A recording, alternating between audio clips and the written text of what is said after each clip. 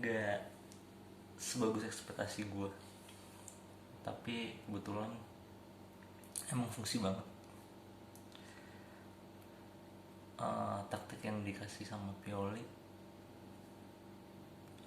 fungsi banget ketika lawan Cagliari kemarin. Kita bahas satu-satu.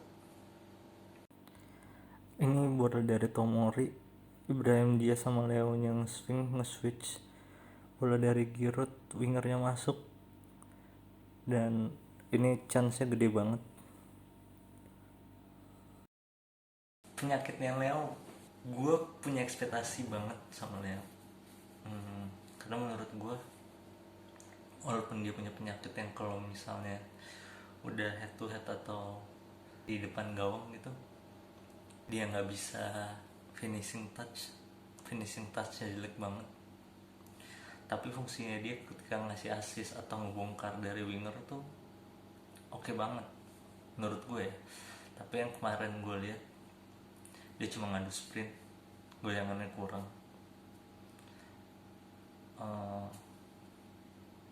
Untuk ketolong ada dia sih, dan fungsinya Giroud juga kelihatan banget. Diaz ke bawah, dan lu lihat pemain yang tadi jagain Giroud ngegeser ketika Alexis masuk. Ibrahim Diaz ngasih nomor 10 buat Diaz tuh menurut gue pas banget. Ketika Ronaldo cabut, gue sempet mikir kira-kira siapa orang yang bisa jadi false atau bisa keeping bola dan ngasih ruang. Ternyata Pioli ngasih ke Diaz, dan bisa luasa banget, dia turun sampai bawah, dia bisa jadi false. Dan ketika polanya dimainin semuanya jalan. Yang dari winger juga pinter banget ketika Alexis masuk gitu, ngebuka ruang untuk Giroud. Keputusan Milan buat ngebeli Giroud tuh nggak salah. Kemarin dia habis menang Liga Champions dan sesuai ekspektasi gue juga. Mateng lah Giroud, dengan bola kayak gitu dia nyanyain.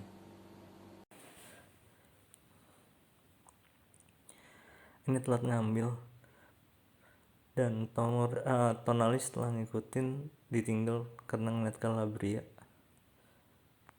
Telat ngambil, gue pikir tadinya bakalan di shoot, tapi ternyata di passing, dan Tonali juga mungkin gak nyangka, soalnya dia bebas banget. Mungkin dia pikir bolanya bakalan di shoot, dan Tonali nggak ngeliat orang yang cutting, nggak di cover, jadi ya double.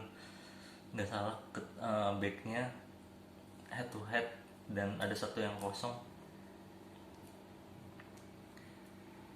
Ya, itulah yang gue bilang kenapa penting banget lu ketika lepas bola lu nge-cover orang yang cutting tuh. Menurut gue itu perlu banget sih. Leo dia benar-benar nunggu kalau misalnya Giroud itu bakalan jadi pantulan, padahal di situ ada Diaz. Ini yang gue bilang fungsinya Giroud banget. Kenapa gue masukin klip ini, karena ini kayak jadi skemanya Milan gitu. Giroud jadi temboknya, Leo benar-benar nungguin Giroud buat datang gitu, terus Alexis jadi false-nya. Dia benar-benar nge-shadow. Gue suka sih caranya Milan main. Sebenarnya ada lagi ketika Ibrahim Diaz sama Giroud main tembokan, dia 1-2 depan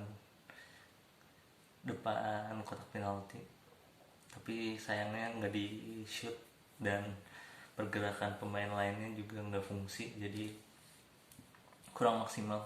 Tapi dari skema ini selalu menurut gue akan tercipta banyak peluang.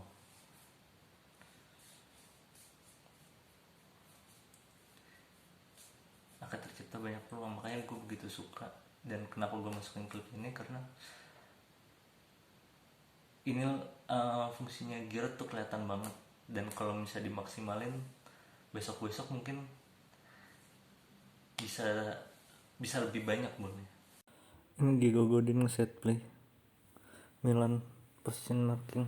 Tonali udah nungguin di passing line, jadi ketika di passing dia langsung intercept, dan ketika bolanya hilang pun dia langsung cover orang yang kosong.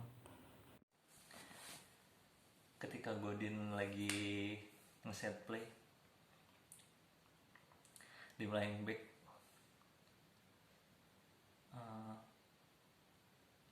Tonali emang sengaja nggak nutup passing line-nya, tapi kenapa dia nggak nutup? Karena itu menurut gue itu weak side-nya gitu, to pass away, jadi dia butuh jarak dan itu bisa di cutting ketika bolanya bergulir gitu, dan itu bener aja. Positioning Milan bagus banget, position Milan nggak high press karena mereka unggul. Gue suka caranya Tonali gitu, dia mulai matang di musim keduanya di Milan. Fungsinya Krunic, Tonali kelihatan banget. Gue suka ketika Krunic komunikasi sama Diaz, komunikasi tengahnya tuh jalan banget, positioningnya tuh benar-benar kejaga. Milan tetap Milan gitu. Kalau misalnya gue ngeliat orang-orang yang high press, sebenarnya gue pengen Milan bisa se-high press itu, tapi menurut gue Milan nggak cocok karena napasnya kurang. Gue selalu ngeliat pemain Milan tuh nggak bisa high press 90 menit tuh. Gue belum pernah ngeliat yang sekuat itu, belum pernah. Dari musim yang kemarin gue selalu ngeliatnya nafasnya selalu habis. Jadi menurut gue setelah leading dan lu position marking tuh, itu keputusan yang tepat sih. Ini Kajer udah nge-follow up orang yang cutting, dan ketika bolanya geser ke kanan, Krunic sudah nge-cover posisinya Theo. Ini babak kedua. Gol yang pertama karena Tonali nggak nge-cover orang yang cutting, dan emang Kajer banget disiplin sama Tomori. Gue suka mereka duetnya. Ketika Theo ngelepas, Kajer ada di wing, dia selalu ngikutin orang yang cutting, dan nggak ada orang yang di strong side-nya itu yang deket dari daerah yang megang bola kosong gitu, selalu ada yang cover. Disiplinnya gue suka. Kalau diminimalisir harusnya sih Milan bisa terus menang gitu, soalnya menurut gue dari tengah ke atasnya mainnya udah lumayan. Tapi kalau misalnya suka penyakit, kayak Leo gitu penyakit. Terus habis itu yang apa lagi ya,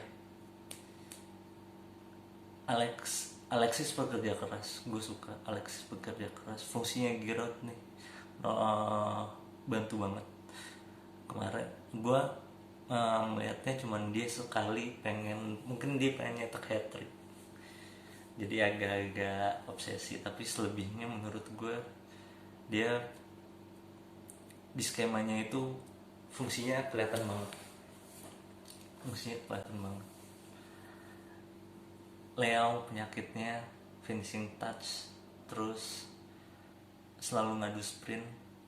Gue maunya dia ngocok dulu, dia buang dulu, terus balik dia goyang gitu, nggak ngadu sprint doang, sayang staminanya.